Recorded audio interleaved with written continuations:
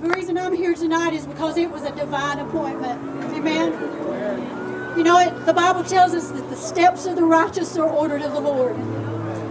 Now, I lied to Ken when he asked me, did I have anything to do on Tuesday? I actually had a doctor appointment. But you see, I promised God years ago that any door he opened for me, I would walk through it. No matter what the pain is when I speak about it, because you see, I've walked through those doors. Over 30 years ago. And I've lived with the shame and the regret ever since. But you see, what Satan means to take and kill and steal and destroy, God can restore it. He can turn it around for something good. And I'm here to tell you that choices matter with all my heart. I wasn't one of those kids that was drugged to church. I loved church. I remember my grandmother giving me a Bible, and I wrote in that Bible, I still have it. She gave it to me in 1963. And every page I write, I love Jesus.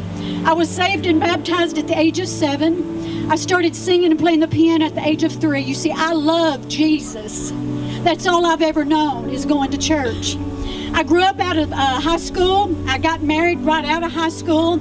And the first mistake, we're talking about choices here today. Bad choices. You know, some choices don't make any difference. You know, you can go to a restaurant and you can order something. It could be a bad choice. It doesn't affect your life that much. But listen, there are some choices that you will live with for the rest of your life. The choices that I've made, some have not mattered that much, but one that I made over 30 years ago is something that still causes me great pain. I look at all you beautiful people and I know why you're here, and I have to face you and say that I'm one of those. And oh, if I could stand in front of that building and I could plead with those women before they went in and tell them the shame and the shame and the pain and the regret and the chains that Satan had me bound by for so many years. I got married right out of high school. 2 years later, I had a beautiful girl. She's 44 today. Beautiful, beautiful girl. I have several grandchildren. God has blessed me. But I married a man that I should have never married. He was not a Christian. I knew shortly after I married it was a mistake, but I believed in the vows of marriage. I was raised to believe in the vows of marriage. I prayed for all those years that I was married to him for 12 years that God would save him and save our marriage. But he was unfaithful and he was abusive. And we were married and divorced twice. 12 years of going back and forth. And on this last stint, after our second divorce, he moved back in with me. We were living together and I wound up pregnant. It wasn't planned. And I told him, I said, well, this is not a convenient time. It's not a good thing. He was not a good husband. He was not a good father. But I didn't think about doing anything like this. The thought never crossed my mind, and I'm being totally honest with y'all today. I'm not trying to blame it on anybody else. I have to take responsibility for my choice. But he came in from work one day and he said, darling, I want to talk to you. He said, I've made us an appointment. And I said, okay. And I was hoping it was maybe to get married or maybe to go to counseling. But he said, I've made you an appointment in Atlanta to get an abortion this Saturday.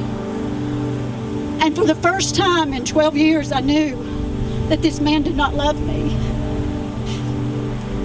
And I didn't say no. I didn't say no. And for all those years, I blamed him, but it was my choice. I could have said no. And I remember going down there and we rode to Atlanta, and when I walked in that building, they gave me a number. I was just a number. And they called my number and I went back. And they didn't talk to me. They didn't tell me nothing about it. I didn't have internet then. I didn't know what it was really about. And they put me back there and they put a gown on me and put me in the bed. And the next thing I remember, I woke up in a recovery room in a line full of other women who had just done the same thing I did. And I was sitting there and I was drinking a Sprite and eating a graham cracker.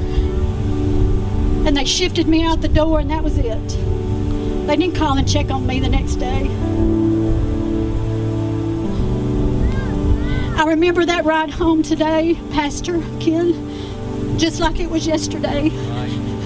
And I remember looking at my husband then, and I knew that our life was over. And for years, I blamed him. I used to speak and I would talk about my husband made me do terrible things, but I was given a women's conference one day and I was talking about joy. And I said, we have to have forgiveness of ourselves for what we've done, and also forgiving others that's maybe never asked for forgiveness. And I remember saying that, and I remember God saying, you're a hypocrite. You see, you're standing here telling people about forgiveness and you've never forgiven yourself. And I broke down, and that was the first time in all the years that I've shared my story, my testimony about a brokenness, that I came clean. And that's the day that God set me free. You see, that choice is something that I can't go back and change. When I think about it, oh, how I wished I could go back. Oh, how I wished I had made a different choice. But you see, today I can be that voice for my child. And that maybe if you're ever faced with that decision, that you'll make a different choice. You see, there's no telling what that child could have been. He could have been a pastor. He could have been a worship leader. There's no telling what that child could have been. And I have asked God 1,000,000 times to forgive me. And God is using me to be a voice. I have a Facebook page. I want to thank you for all of you who have come out to support me today. We need people who are willing to speak up and be bold. God is needing the church to take a stand. We need people who are not afraid to intimidate and to offend. We need people like you and like you who have a vision. You see, I've dedicated my life to Jesus. I turned my back on him when I went through that time. And I said, I'll never go to church again. I'll never sing again. That's it. I'm done. I've lived my life for you, God, and you have not done what I've asked you to do. But through my daddy's illness, I came back to the Lord, and I prayed there in the hospital room, and I said, God, if you will just let Daddy live 5 more minutes so that I can tell him, as of right now, I've rededicated my life. I will dedicate my life to you and do whatever you've asked me to do. Now, it's hard. It's hard for me to stand in front of all you people knowing how you feel about this and sharing my deep, dark secret. But you know, God says that if you do it to the least of these, you do it unto me. And I feel I have an obligation as a Christian, as a person that regrets my choice, is to warn you. If you have a young girls group that you would love for me to come and speak at, please contact me. You can find me on Facebook, Rita D. Chapman. Now, I've been all kind of Chapmans on Facebook because they keep taking me down. But you can find me at Rita D. Chapman. I want to be the voice for the voiceless. I want to be the voice for the children that are being slaughtered and those children that are being raped and tortured and sex trafficked. We must take a stand and be the voice for the voiceless. Thank you.